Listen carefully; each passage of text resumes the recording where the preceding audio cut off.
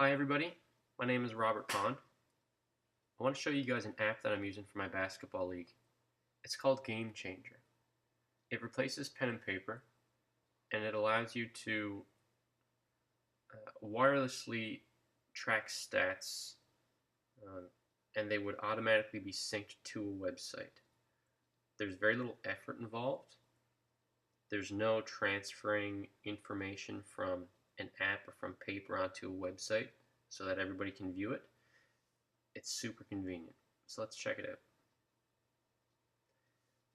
On the app, there's a chance that you can create your own teams. I've already kind of delved into that a little bit and created 8 different teams. My main purpose for this video is just to show you how the flow of the game works and how easy and convenient it is to track stats. It's tough sometimes looking down at a screen and looking at a basketball court to kind of follow the play, but I found that this app definitely allows me to do both, and I don't miss things too often. If you're using pen and paper, there's a bit of mental energy that's involved there, so hopefully this is something that'll get you through games a little less tired. Let's check it out here. I'm going to schedule a game. I'm going to put 2 teams in here. We're going to have Donini's Big Slices. So these are just games that I've created just to show you guys. It says Donini's Big Slices at Test. Test is just the name of one game, and Donini's Big Slices is the name of another team. Sorry. So it's Test versus Donini's. So I can score this game now. Some people might prefer to use a stylus. You can just use your finger. I'm using an iPad mini, and the screen resolution is small, but it's still super convenient. So the test team is going to be blue, and Donini's Big Slices is going to be yellow. Okay. Unfortunately, my blue team doesn't have any players, so I can just randomly put players in there if I wanted to, and it's probably best if I did do something there. So we'll call one player AV, we'll call another player ER. This is something that you can have set up, and once you put these players in, they save, so you don't have to do this every single time. Player number 8's name, DC. We'll just do one more player. Player number 12, YC. Alright, so as you can see, I have the blue team versus the yellow team. The yellow team's names are already in there with their numbers. That's their last names. We're ready to get started there. Not going to track timeouts today. Not going to be alerted on how many fouls. This is the case if, say, you have a league where after 4 fouls, during the 5th one, the player gets kicked out of the game. Well, this will notify you that the player is very close to getting kicked out of the game. So this is the main screen that you see. It prompts you right at the beginning. It says which hoop is blue shooting at. So once you sit down and enjoy the warm-up, you can tell that blue is shooting one way and yellow is shooting the other way. I'm going to say that blue is shooting at the left net. And after the tip-off, let's say that yellow gets the ball. So this is actually going to prompt me for a bit of a tutorial here too, which is great. It says touch a location on the court to score a play or swipe to change possession. If I didn't want to track assists, rebounds, some really specific stats, I can actually eliminate that from this screen so that I don't have to worry about taking those stats. If I just wanted to take points, fouls, something simple, I can pretty much set that up how I want to. So let's just say that yellow got the ball and they're going to take a shot. So I'm going to click somewhere on the screen where they shoot the ball. Okay? Once I click a spot where they shoot the ball, I have 4 options. They either made the shot, they missed the shot, there was a foul, or they turned it over. If I hit made, they score the basket, and the possession gets turned such that blue gets the ball. Also, you can see there's a place there that says 2-point with a check mark, and it says team. So I can select if I just wanted to take a generic team stat instead of individual player stats, then I can do that. If I wanted to change that and say number 3 actually hit the shot, then I can select 3. if I wanted to put in the fact that someone assisted the ball, number 6 passed it to 3, I can do that. There's all kinds of stats that you can take, and you can, like I said before, you can eliminate the fact that if you didn't want to get too specific, or if it was too grueling for you right off the hop, you can change it. So let's say blue got the ball, and they take a shot. So I'm going to click right now really close to the rim. We're going to say they missed a layup. So I click down there. As you can see, there's a little blue and black target down there. So I selected that spot, and I'm going to say they missed.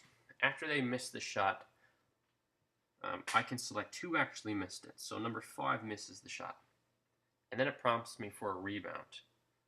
Who gets the rebound? Was it an offensive rebound or a defensive rebound? If someone on the blue team got the rebound, once again, if I wanted to get really specific and tell exactly who got the rebound, I could. If I just wanted to leave that out completely, I can. If I just want to say the team in general got the rebound, I can go back and change that if I wanted to. Let's say number 8 got the rebound, pass it out to the 3-point line, and they shot the ball. So I would click it to the 3-point line, as you can see. Let's say they hit the shot, and so now it changes possession once again. Okay, as you can see in the top row, it says 3-point with a check mark. That means that someone on the blue team hit the shot. If I didn't want to record who hit the shot, I can leave it out.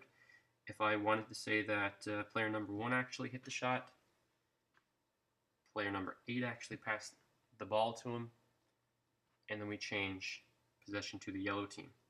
As you can see on the left column of the screen here, this actually shows you who's on the court.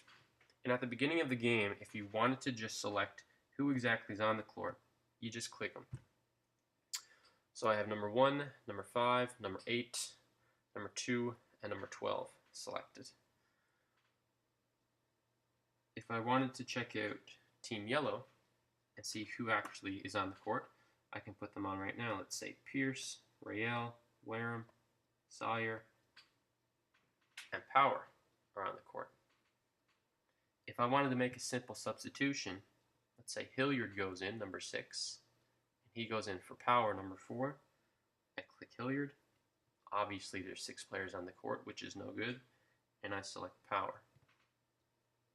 The beauty about designating who's on the court is that when an event happens, let's just say there was a 3-point attempt, and let's just say there was a miss.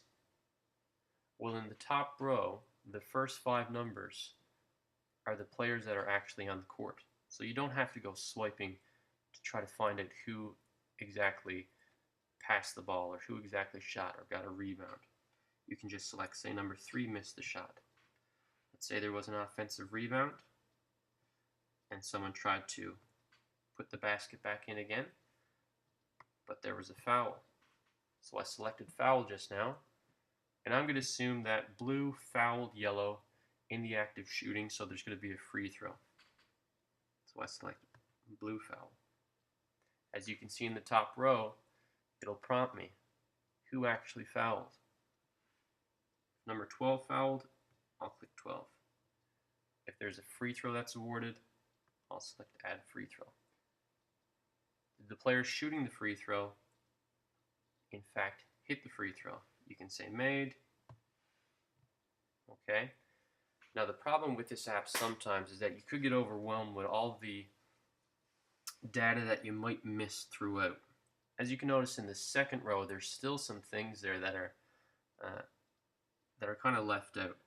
For instance, if you can remember, there was a 3-point shot and a rebound. Well, I didn't actually say who got the rebound. So in that pause for the foul, maybe you can catch up a little bit or in between whistles. But once you get used to the flow of this app, it actually becomes fairly quick and easy to stay with the game. So I'm going to say number 2 got the rebound. And again, there's options there to add blocks if you wanted to. So remember, there was a 3-point shot which was missed. Number 2 got the rebound and got fouled. So he's the one that's actually on the line. So number 2 hit the free throw. Let's say there was another free throw. I select add free throw. I hit made. I could do a 3rd free throw. I could do a 4th free throw, which you don't often see, but you know what? It's your league, so you may have developed a new rule that says there were 4 free throws. If there was something that I missed, I can click on the rows and kind of scroll up a little bit, and I can edit anything that I want to edit. If I go back and say, wait a second, I can remember that number 1 wasn't the person who actually shot the three-pointer. Well, I can go into number 1, I can select them, and I can change that and say, yeah, number 5 was the player who actually hit the free throw. This app is awesome. It's something that I use quite often. It's something that makes calculating stats and categorizing stats super simple. I don't have to transmit my information from a page to a website.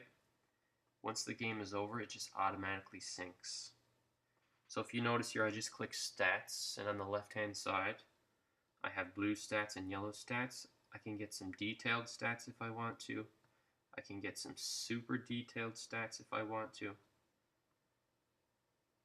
The key to this here app, the selling point for a lot of people, which in fact is, it's funny because it's actually a free app, is the shot charts.